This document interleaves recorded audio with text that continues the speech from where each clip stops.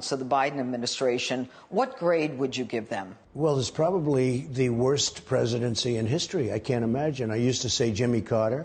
Not a big fan of Bush getting us into the Middle East, to be honest with you. I think this is, though, the worst in the history of our country. If you look at Afghanistan and that horrible thing that happened to our nation with these young people being killed, and by the way, so badly injured, we have over 20, no arms, no legs, nobody ever talks about them. And then to leave $85 billion worth of the best military equipment, brand new, much of it brand new, better than what we have, right out of the box. And they didn't explode it. They didn't blow it up like they said. Yeah. They did a couple of old planes that were not very valuable. No, I think that was the worst. And I'll tell you what, it's getting to be pretty close. What's happening on the border is one of the great embarrassments for our country also. Well, so we'll talk about those individually, but what grade would you give the Biden administration? I think you have to say an F, and not an F+. It would be an F. It's a failed administration. It's a disaster. I've never seen anything like it. And by the way, I wish he'd do well. You know, I love the country more than I love anything. Family, God, country, you know, we have to take care of our country. I would love to see him do well. I don't think there's ever been a greater embarrassment as an administration. And we had everything ready to go. We handed him on a plate, whether it was the border or Afghanistan. We were getting out, but we were going to get out with great dignity and strength. Well, you know, Joe Biden was sold to us as a guy who understood foreign relations. He was a United States senator for 36 years.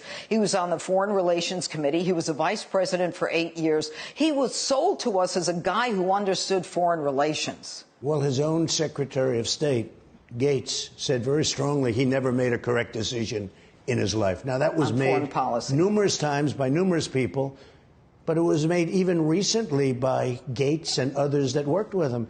And I think Afghanistan was a disaster. Not getting out. I was the one that set it up. I brought it down to 2,500 soldiers, and we were in great shape, and they weren't going to touch us. They knew they weren't going to touch us. And then he took out the military before he took out the people. He left maybe thousands of people that are Americans and people that should be taken out. Why do you think he didn't listen to his military? Well, I think the military is largely discredited. I think our top people in the military are discredited. He might see that. If he understands it, he might see that. I wanted to get out also. I remember Milley telling me, because I said, I want every screw, every bolt, every nut, every tank. I want to take the tents, you know, the big tents that hold the equipment and the planes. I want everything out. Getting the planes out, you just fly them into Pakistan and then take them over to our country. So easy. They left everything. But I remember Milley saying, and he told me this, and I lost a lot of respect when he said it, "Sir, we'll save money if we leave the equipment." I said, save money if we leave a $50 million airplane or a $10 million tank? You think we're saving money by not putting it into a plane or flying it out? I said, what does that mean? Sir, it's cheaper to leave it than it is to take them. And I said, that's a fool talking. No, when Milley said that, I lost such respect for him. I said, give it to me again. Tell me again. I want to hear it one more time. And he said that.